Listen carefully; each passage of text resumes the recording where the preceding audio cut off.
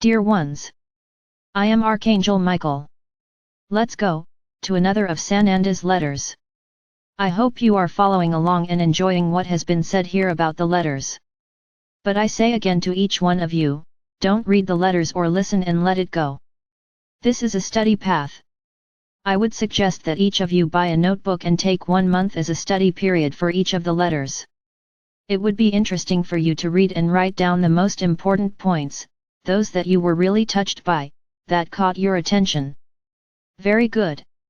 From there, as Sananda himself recommends, in the letters, later on, start meditating, thinking about what was read, thinking about what was said. Before starting the meditation, ask Sananda to connect with you. No, this is not absurd, it is not a lack of respect, as many people think. Remember, the Christic energy of Sananda is in the heart of each of you.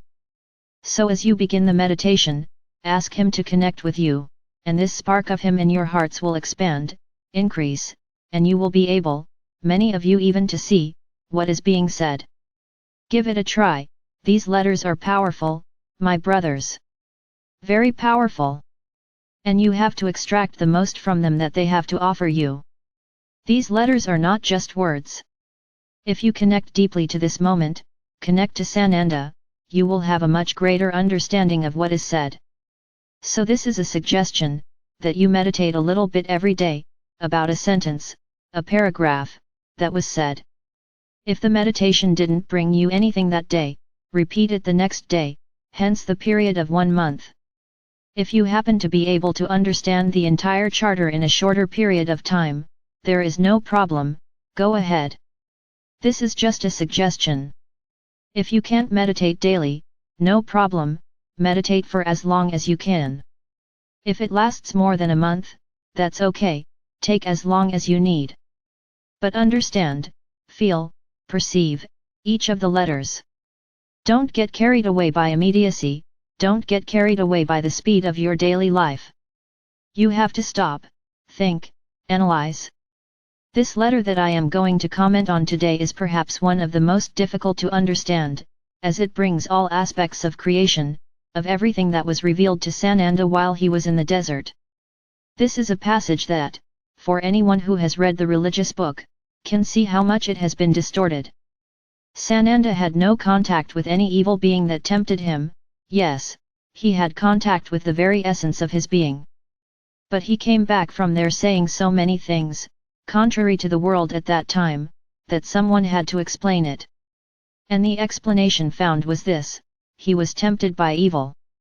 So notice how much everything was changed, how much this religious book that you follow, that many follow to the letter, has nothing to do with what was said by Sananda. And he talks about this in letter number 5. That his disciples had to adapt a lot of things he said to the world they lived in, otherwise they would seem crazy. So notice a parallel, my brothers. Today, many call you crazy. But Sananda's word has spread, and you today are not just 12, you are many, you are millions. So is it widespread madness? Are we brainwashing you? And everything you see, everything you feel, the changes you have had in your lives? That although many think it was for the worse, the changes that made you evolve. So realize that the process has grown, that everything that Sananda tried to do 2000 years ago is now having an echo. You are understanding every word he is saying, because your hearts are ready, you are going through a growth process. So you understand what is written there. Much of what he has already said, I have been repeating here for a long time. So you don't have any more surprises, you just corroborate everything I had already said. And this is important, it is very important, because these letters were not written by me, nor by this person speaking to you, these letters were written by another channeler, who reproduced Sananda's consciousness. And if I say the same thing that is written there, it's good, because I believe that in this way, any type of doubt that could be seen in relation to what happens on this channel disappears, as many say, that it's not me, that this is all a lie, that you are listening to the devil, not me, that angels do not speak, that archangels don't talk the way I do. Pure limiting beliefs. Pure limiting beliefs. So it's good for you to see, that what is being said here was written elsewhere, which I never commented on here, and I say the same thing.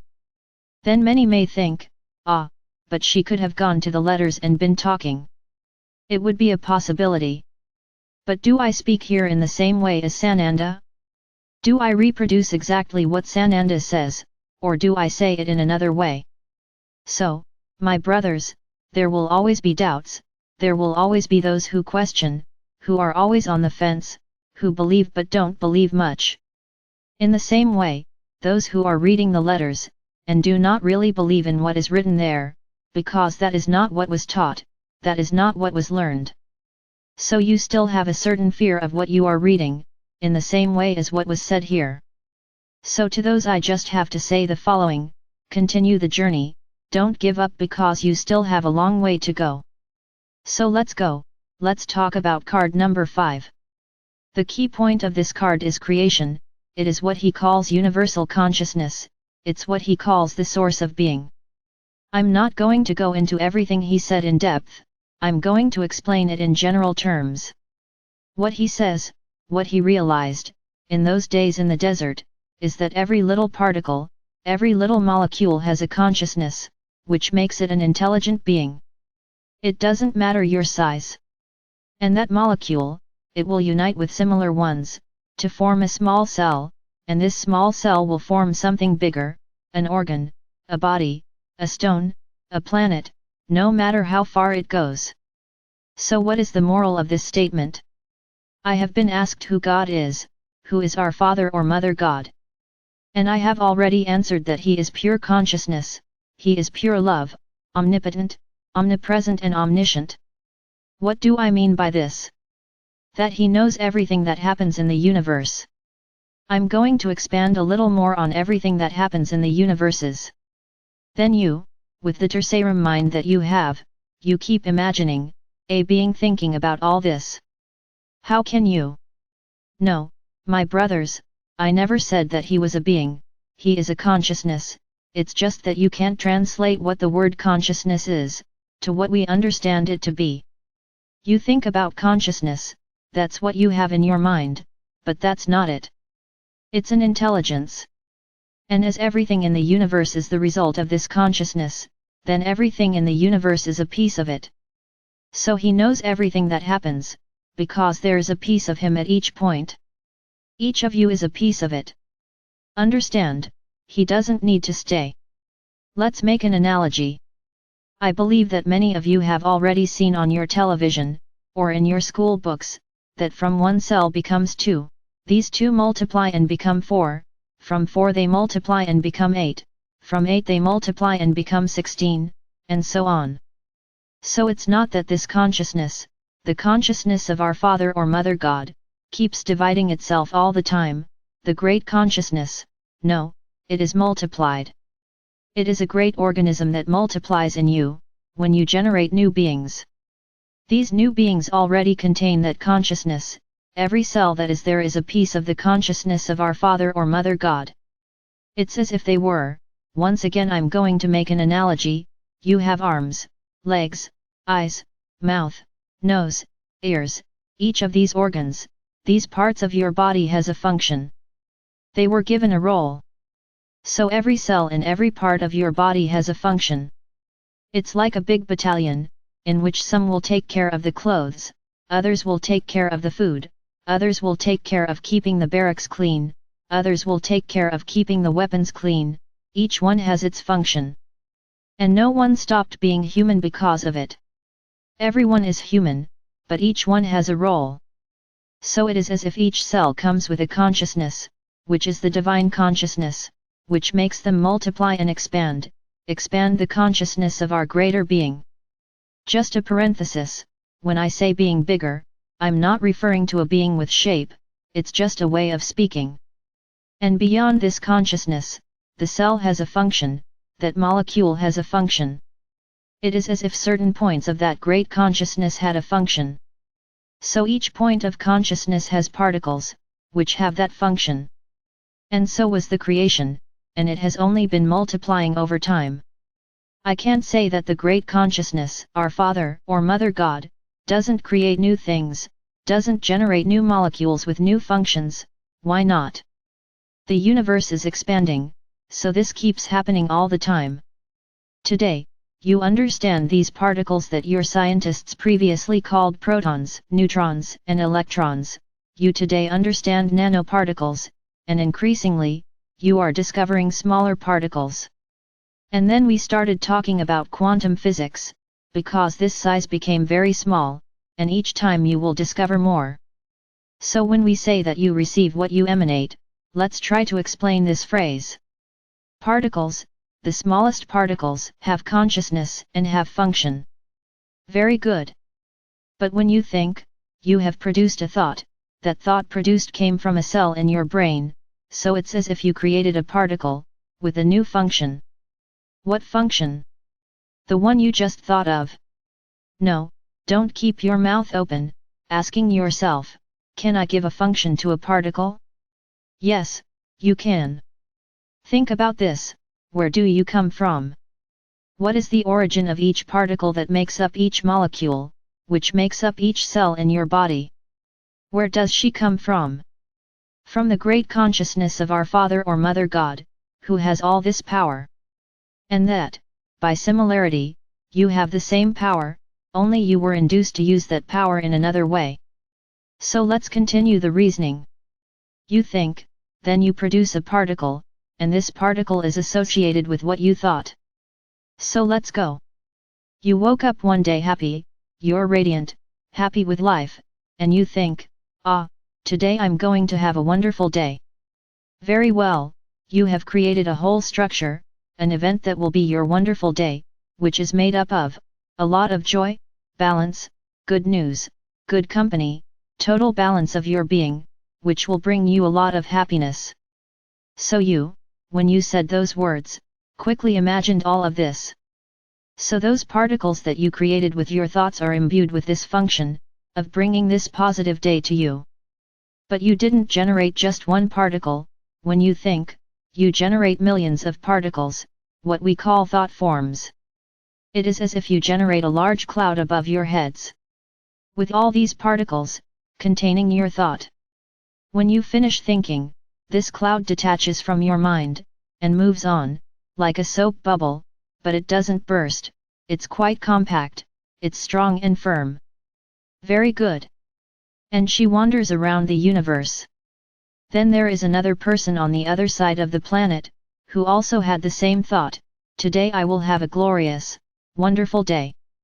It generated her thought form, I won't say exactly the same as hers, but with the same purpose, with the same feeling of love, joy, balance, and peace. Then similar thought forms attract each other. So, as incredible as it may seem, even though the other thought form is on the other side of the planet, they attract each other. And then they quickly navigate until they meet, and form a slightly larger bubble. And then, this will be repeated across the planet, this bubble will only increase. And then what happens, my brothers? Let's do an analogy in reverse. You wake up that day attacked, complaining about everything, fighting with everyone, blaspheming life, saying a lot of things that you shouldn't, immense, negative thought forms. And then there is another, on the other side of the planet, who also woke up attacked, and these thought forms will come together. Very good. Let's imagine how many thought forms there are around your planet today. How big has this been since the first human set foot here on this planet? I don't need to tell you that you can't even imagine how big it is. But let's continue the story, it's not over yet. Here you are only in the emanating phase, you are emanating. Very good. And how does this come back? So let's go. You have an aura, made up of N bodies in addition to the physical.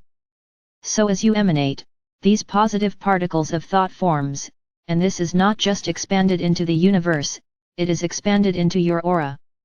So if you are a person who is always happy with life, you are that person who understands the problems they have, who suffers, but accepts suffering as a lesson, etc., etc., your aura absorbs these particles too. So they have the function of keeping your aura bright, to maintain your positive aura. In the same way, let's say the opposite, you have that terrible habit of complaining about everything, fighting, yelling, your aura absorbs it all, and demonstrates exactly what you created. So let's go, you already know how to emanate and how this is represented in your body, in the same way as thought forms, they go into space, let's say it like this. All the feelings you emanate go into your aura and accumulate. Very good. We continue in the emanation phase. Now how do you attract what you emanate? What did I say just now? That you create small bubbles of thought form, which, by attraction, will unite with an immense bubble, which was created a long time ago. So in the same way, your aura attracts that immense bubble of joy, as you are emanating joy, and there, that thought form, that great cloud of thought form of joy, of love, prosperity, abundance, comes close from you, and as you are emanating that all the time, you keep exchanging with that great egregore. Oh! I have already changed my name, I have become an egregore, of positive light, which gives you back everything that is positive, you start to attract, what? Positive particles that are around you. It's as if that great egregore of joy sent you a bunch of particles, with no function yet, and you start to attract these particles. Then in the middle of your day, you say, wow, I wish I was far away, in nature, resting. One of those particles, absorbs your thought, and creates this function and joins with others, for what? To attract this event to you. This is where many say, well, I ask, it happens, but it takes a while to happen. Think my brothers, until you have enough particles, with that function of creating that moment in your life, it takes time, it's not that simple. But they are being created, and they are reproducing, as if they were cells, generating what you want. And then there will come a day, when it is so consistent, so big, so ready, that the moment happens. And then you think, hey, but my God, this is a miracle, how did this happen? Because one day you emanated that, your desire was strong enough that it attracted positive particles so that they began to create this moment for you. Then realize that you emanated and you received back. I'm not saying here that things are that simple, of course they aren't, there are many factors. But this is the explanation of the phrase, everything you emanate, you receive back. Because each particle has consciousness, it has the consciousness that came from you, and your consciousness from your cell, from that molecule that makes it up, from the particle that makes it up, comes from where? From our Father or Mother God. So when Sananda says that you have the power, that you can do anything, the power is there, in your hands. This is not magic, this is not magic.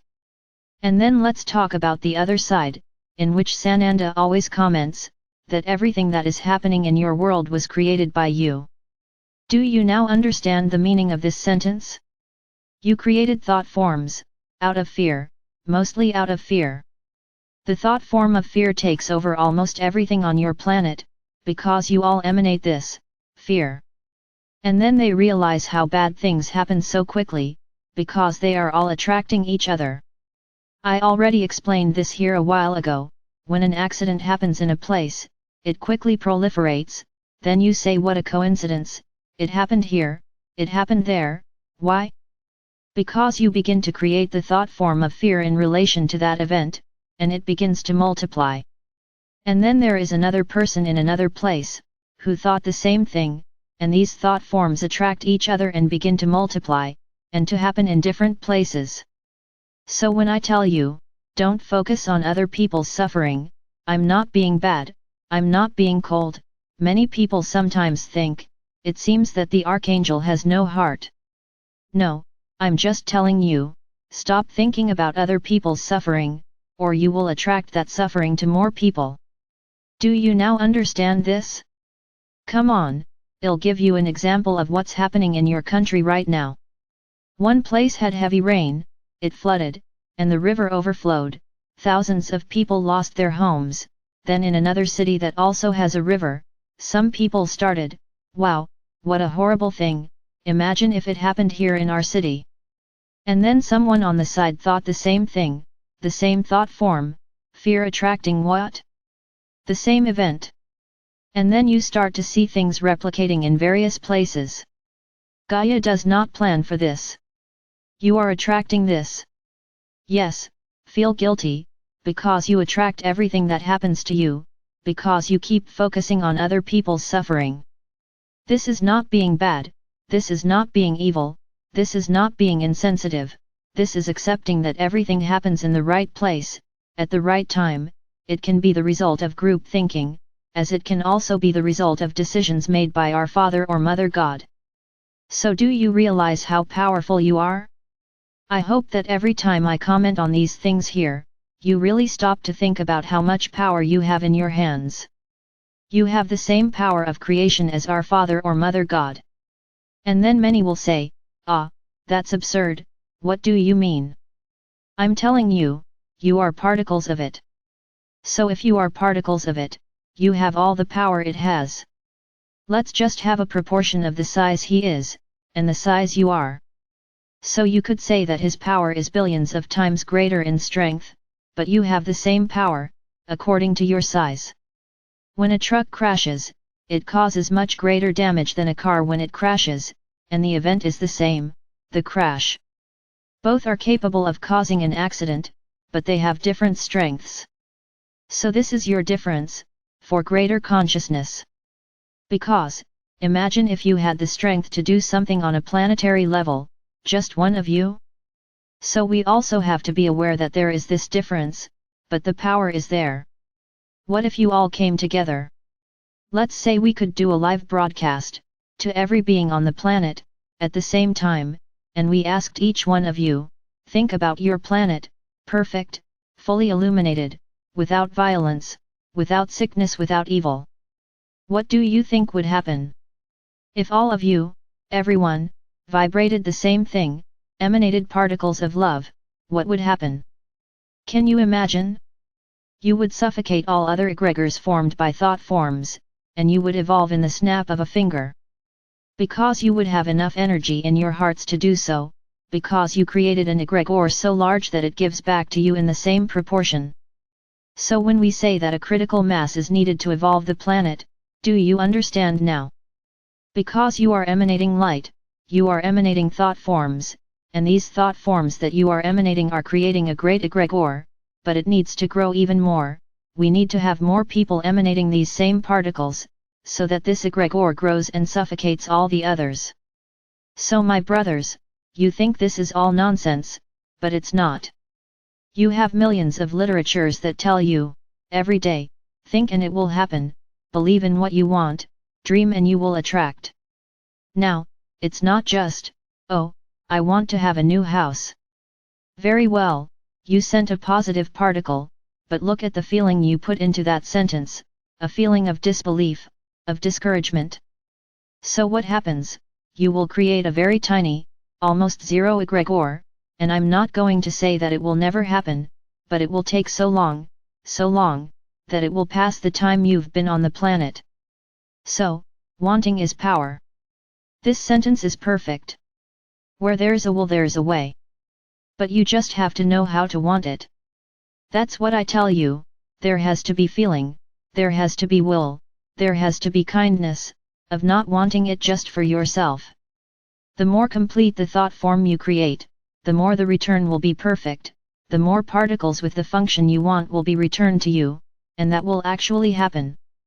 My brothers, this letter number 5, it is very complex. You will have to read it many times until you understand it perfectly. I summarized here in a very simplistic way, what Sananda said there, that you all have within you the source of being. So you have the same powers, you can do anything, you just need to believe in what you are creating. So if, for example, if I mentalize the same request, with the same intensity, every day, does this cause him to return more quickly? What do you think?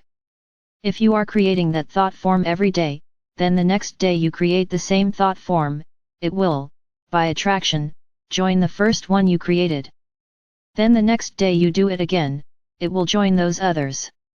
In other words, you are creating a large egregor with the same intention. So each time this egregore grows and meets the great egregores of positivity, you receive particles back, with the function of what you want. It's different from making a request today, then making the same request a week later. The intensity is no longer the same. If you talk every day, every moment, as if you were in that place you want, as if you were living that, this is increasingly stronger, and will certainly bring back what you want more quickly. Remember that I asked you to make a list of 10 wishes and put them in your notebook. What happened to that list? Everything that you think, that you speak, becomes thought forms, because speech is a wave, just like thought. When you write, it's another, let's say, another level, of energy generation, because there on that paper you put a thought, you certainly thought about what you wrote. So you generated the thought form, but you also wrote it, made it like a standard template. And when I asked you to put it inside the notebook, what is happening there? What I just said, that became a mold, and every day, particles with that desire are generated. Yes, even if you don't even think about it. Look how wonderful! You don't even need to ask daily. I'm doing this for you. You wrote. It's as if you repeat daily what you want. Because there it became a machine for producing particles, which generate the thought form of what you wrote. So that runs the risk of coming faster for you. Of course, my brothers, as I already said here, this is a simplistic way of explaining attraction and reaction. What Sananda calls magnetism. So that you understand exactly what happens. Now, of course there is a lot of involvement around this. For example, you wrote in your notebook that you want to win the lottery, supposedly to have a lot of money, but your higher self internally knows your true reasons, and knows that if you are a person who earns a lot of money, you will harm yourself, because you will have no limit, you will spend more than you earn, you will become an arrogant person, that is, you will be attracting a lot of bad things to you. Then your higher self thinks, analyzes whether it is time for you to go through this lesson, not that he won't give you what you want, because probably, this is a lesson you have to go through, learn to deal with a lot of money, but is this time? No, this is not the time, so skip it. You don't get that. So nothing is that simple. But do you know what you can and cannot receive? You do not know? So take a risk, it doesn't hurt to take a risk, it will happen. So my brothers, moral of the story, closing the subject, be careful with what you emanate, not because you will attract but from the same. If you complain about an illness all day long, you are growing the egregore of illness, and what do you get back? More illness. Try to create in your minds everything I said, and you will begin to understand more deeply the things I say. I am not insensitive, I feel the pain of each of you, but you do not have to suffer the suffering of the other, you have to emanate light, you have to emanate to the universe. May the people who are going through this problem now, find peace in their hearts, and may this stabilize, without multiplying. Realize that you have stopped that energy, and the way things are going, I don't even need to comment on what is happening in your country, and it will continue, because you are emanating the same thing. Your media shows this every minute. That's all I can say. I am Archangel Michael. I'm here, trying to teach each one of you, slowly, the path you have to follow.